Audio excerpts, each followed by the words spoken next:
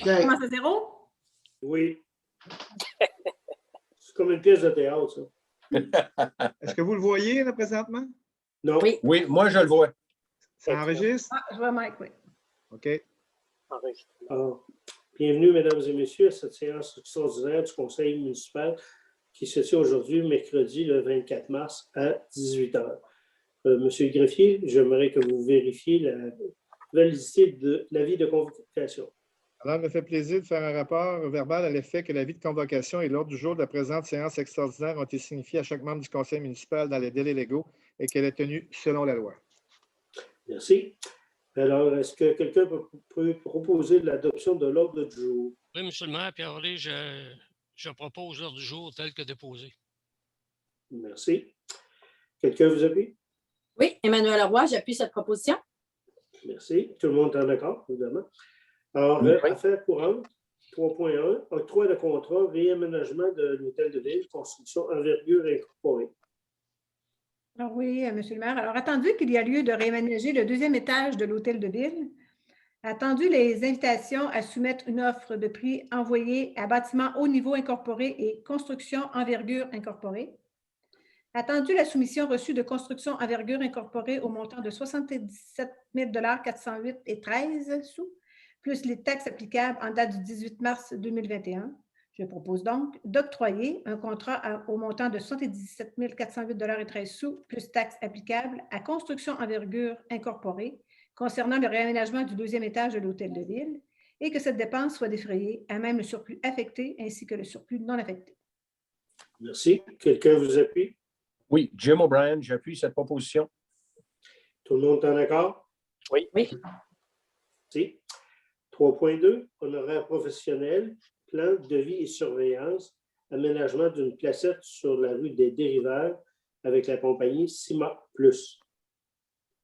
Oui, monsieur le maire. Attendu que la ville désire aménager une placette près de la plage à la hauteur de la rue des Dériveurs, attendu que pour ce faire, elle doit préalablement faire faire à des plans et devis et par la suite assurer la surveillance des travaux, attendu que CIMA Plus possède l'expertise dans ce genre de travaux, ayant réalisé les plans et devis des 3 autres placettes près de la plage, attendu les coûts moindres à défrayer par la ville dans le dossier de CIMA Plus, ayant déjà plusieurs données en main concernant les travaux à réaliser, attendu l'offre de CIMA Plus reçue le 22 mars 2021 au montant de 19 000 pour la confection des plans et devis et de 5 000 en regard à la surveillance des travaux, plus les taxes applicables. Je propose donc de défrayer un montant de 19 000 pour la confection des plans et devis et de 5 000 pour la surveillance des travaux, plus les taxes applicables à CIMA Plus, et ce, à titre d'honoraires professionnels pour la réalisation d'une placette près de la rue des Dériveurs, et que cette dépense soit défrayée à même le surplus affecté. J'en fais la proposition. Quelqu'un vous appuie? Oui, monsieur le maire, Pierre-Olé, j'appuie la proposition de M. O'Brien. Tout le monde est en accord? Oui. Beaucoup. 3.3, aide financière à certains organismes dans le cadre de la COVID-19 pour l'année 2020.